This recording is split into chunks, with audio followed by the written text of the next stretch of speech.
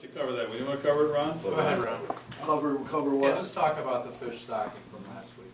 Oh, it was just great, and it always is from Logan Hollow. Their fish are always extremely well. He supplies fish to the Illinois DNR, and Richmond Fisheries, who we've used through other people, they buy their fish from him. Yeah.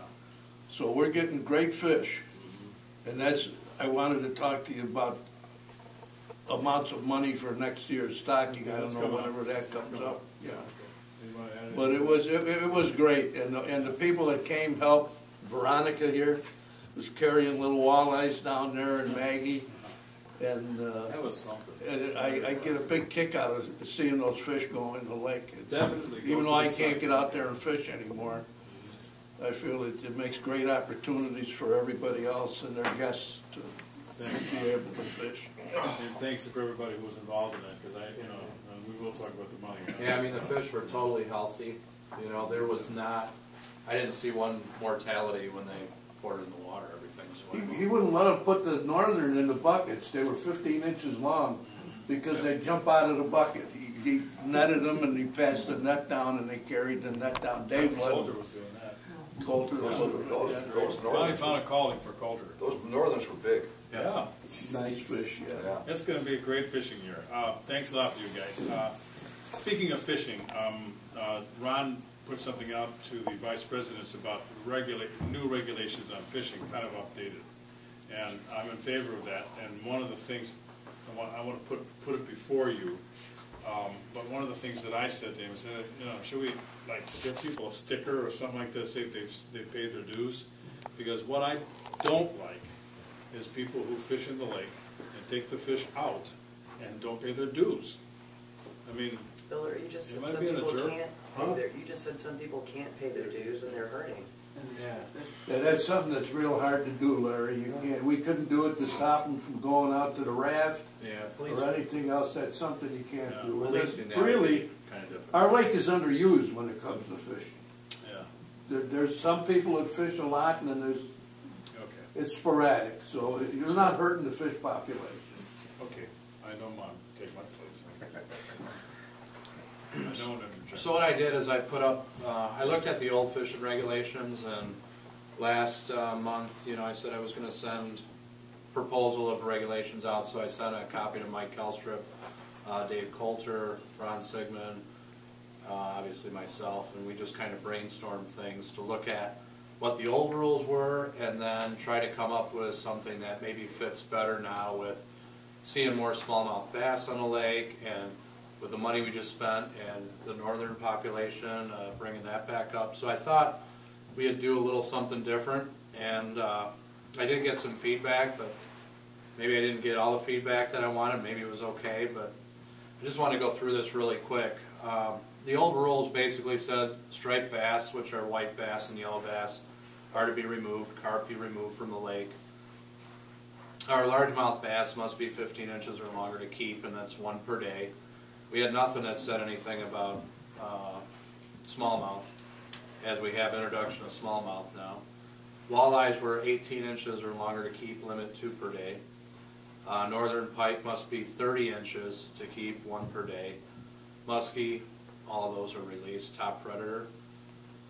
Then we had a couple subsets of rules, which were catch and release rules on bass, walleye, and northern pike from April through June 15th. Well, really on our lake, the only fish that reproduces is bass, so that's what we really want to be careful of. Then there's a rule, or just stating that anybody 16 years of age or older has to have a valid Illinois fishing license, which is good. Live bait is permitted, but however, live bait should not be released back into the lake.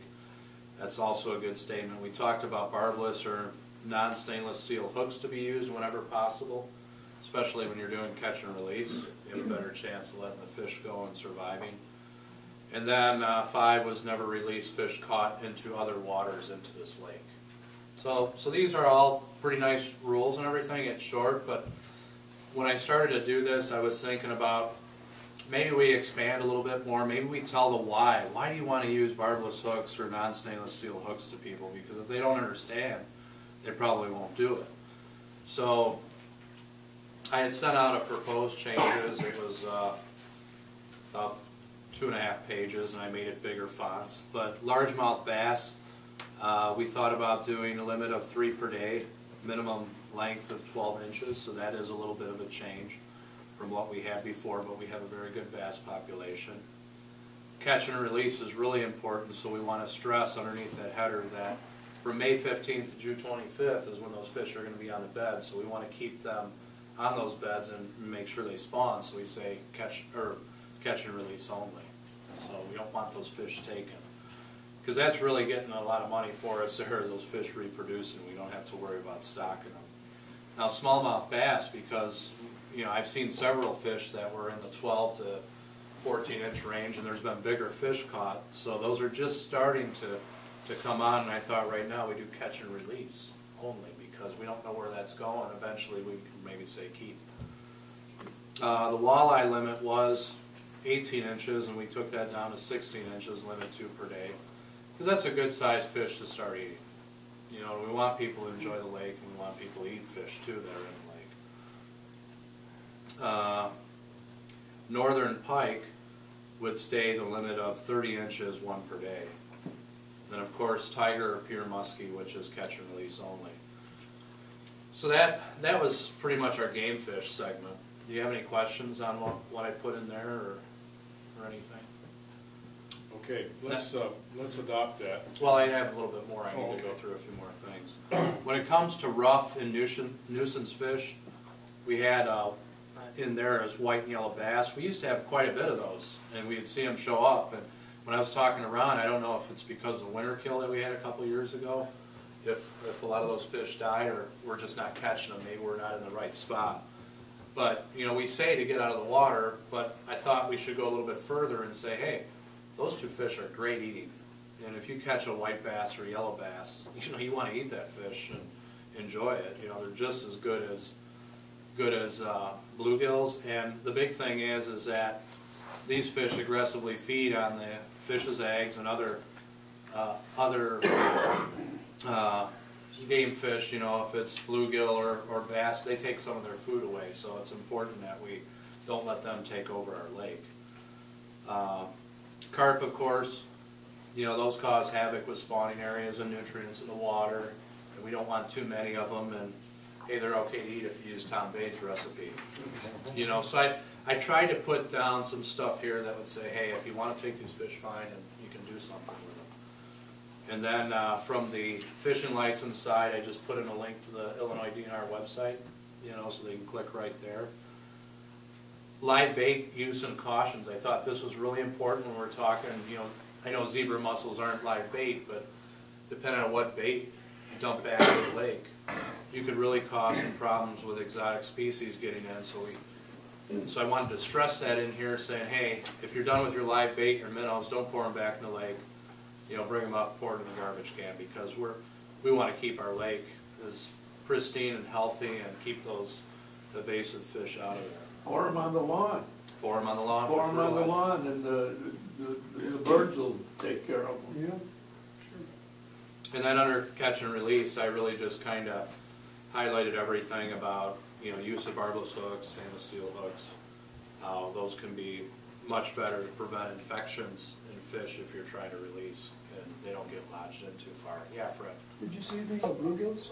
Bluegills are as many as you can take. Enjoy. Yeah, but you don't want to be put back either, right? I don't say anything about taking them out and killing or anything like that. I mean, I just assume that people take bluegills out and eat if they can. Okay. Yeah. I thought at one time we talked about Questions? remove them. Why is smallmouth bass such a big deal? Well, we don't have too many of them stocked in the lake right now, so there's very few, and we want to see They're how not that takes natural off. to our lake, and they don't reproduce. Okay. And the DNR has always been against putting smallmouth in, but this new guy at the DNR has said that it'd be like walleye. Walleye won't reproduce, that we could put smallmouth in. And that's one of the things I'd like to do next year, is put a nice order of smallmouth bass in the lake, 6 to 8 inches. Because when they get to be 2 pounds or so, they fight like a son of a gun. They're great. They jump there like marlin jumping on the end of your line. Good to know, thank you. Okay. And the Yes, last, very similar. sorry, the last thing that I put in is stressing to not release fish caught from other waters into our lake. You know, people need to know why these non-natives, or it could really upset things. We need to direct it through our lakes management team. Okay, 2 things that I see here. One, I want to get a motion to approve this. Don, a motion to approve. Darren seconds. Any questions, comments? All in favor signify with an aye. Aye. Okay, here's what I would recommend. Because we are flexible enough to change our rules and then roll them out online, we can update the rules book with this and That section put it was out. in there, wasn't it? I don't think this was in there, actually. Yeah, it is. Is it? Yeah, yeah. We wrote that about 27 times. Pictures, and I will add pictures to it, to show Oh, what that's the a great fish look idea. like. That's a great idea. The same thing with the With the invasives. milfoil, picture, Yeah, and with the milfoil stuff, I'll put up that on the front page again, Fred, so you Yeah, can let's be look blunt. at the plan. Print this and pass it out to your family. Because a lot of times, one person is at the computer and somebody else that needs to know, the kids who may be fishing or someone else in the family. So let's be blunt about getting the word on that. Again, if you haven't seen that Highland Lake property, the Highland Lake Community Site.com, you haven't seen it. Okay, any other questions on that? Okay, let's go to finances, and then we're gonna talk about some input on the budgeting. So Ann, you're up to bat.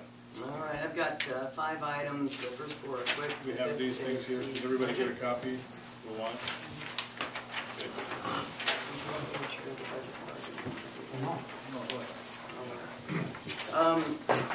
Number 1, there were a couple of financial mysteries. One was a stray property tax bill that was very puzzling. Most of the property tax bills come to our mailbox, and the stray did not. I did go down to and it came a little bit late too. Yeah, well, no, I think I went to Harry's house, and then Jerry brought it to my house, and I brought it to your house. So Okay. it probably sat for a few weeks at Harry's. Right, so what I did was I went down to the Lake County Treasurer, we got that squared away, so that is now included with the others, and I'm not sure why it was ever separate, but Yeah, okay. at any rate, it's been that way for a while.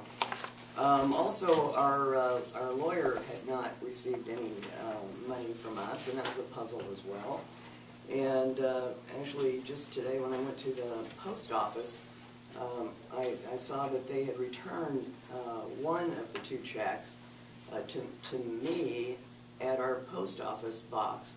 And then in looking at the check, and I know some of you have gotten these electronic checks, it's real peculiar because it's HL blank OA, and then my name under it. Is that how it usually comes out, or is this is the first time I've ever seen an electronic check? And that meant nothing to them, and so they didn't know what to do with it. So my recommendation for the next treasurer is to get rid of the HL, POA. even POA, Highland Lake. and write it out, Yeah. so this doesn't happen again. So I'm ready to send it out, and I'll get their money. So those were okay then? Yeah. Nothing wrong with them? and That's wrong, they just sent it back. They didn't know who Because to they apply didn't it Well, to. no, the check, I mean, Yeah. that's, You but it's can't tell what it screwy, is. so Okay. that needs to be fixed. Yep. Bank transactions, no surprises, I think things that we've talked about. Minimal amount that we received in interest income. Also, we did pay the Native Restoration, the good people at Native Restoration for weed control. So, thank you for not sending that check back. I figured out who it was. All right. Number 3, I've got some bills to go before the board here. One is to pay for the fish stocking in the amount of $1,168.86. One is to go to Brogan's Incorporated, and this is for the awards in the amount of $236.95. and a portable external hard drive for $79.99, coming in 1 cent under budget. Yeah, Way to go. You know, a guy told me today that because of Taiwan being under floodwaters, Right. that the hard drives are going up like 80 to 90 bucks more, so I got this right before. All right. Yes. I'm gonna get a table of cash. Training. So, Mr. President, if you'd like to put that to the board for approval. All right, you have heard the amounts. Motion by John, seconded by Mary. Any questions? All in favor, signify with an aye. Aye. Nay? Okay. All right, number 4. I wanted to say thank you to everybody. Thank you to Larry, thank you to the board, thank you to the community for entrusting me as your treasurer. It's been my pleasure to do this for 2 years. I really do feel it's important to get fresh eyes on the books. I think that is an important thing. And so I will look forward to turning this over here in the next month or so. Yeah. And I just want to say too about the board, I was kind of wondering about the board, wondered what, the board did. And I'd say that, to a person, they're smart, they're committed, and I just really have a lot of respect for my colleagues up here. So I want to thank you all in particular.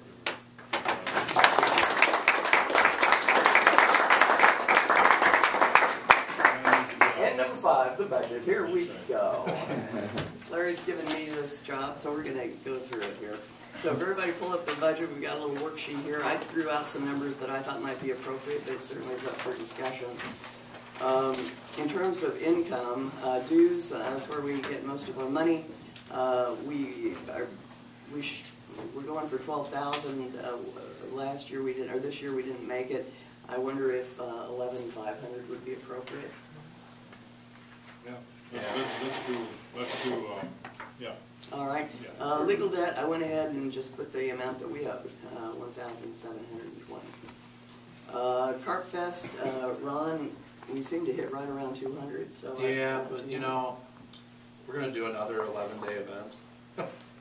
And I'm hoping we don't get whatever we had last year, 20-some-odd fish or whatever. So I'm hoping it goes back to the 126 fish, so I was wondering if we could keep that at 400. So move from 200 to 400? Well, actually, we spent 150, but our budget from last year was 400. Is that correct? That's what I'm seeing. You're in income right now. Well, okay, we're in income right now, not Okay. expenses. Okay, got it. So our income was Sorry. $210. That's all right. That should be hopefully more. Okay, so what do you recommend? Let's go 250. I think 250. we can do that. All right. Newsletter ads. The 210 that we did get this year was actually from the year prior, so actually technically this year we got 0. So I'm not even sure I want to include that this year because it takes so much time. so it could possibly be a Something deletion. Marilyn and I were talking about, and we'll leave it in there for right now, and then I've got to get through a couple things myself, and maybe we'll have a talk, because I know you've got some new challenges too.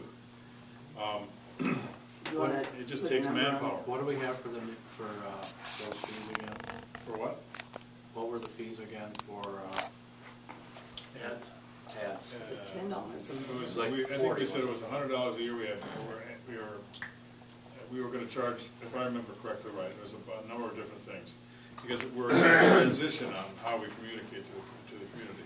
And one, I think was just, I don't know, we've got little spaces on we've got to fix the appearance and whatever of the online version. We haven't gotten the mail version out.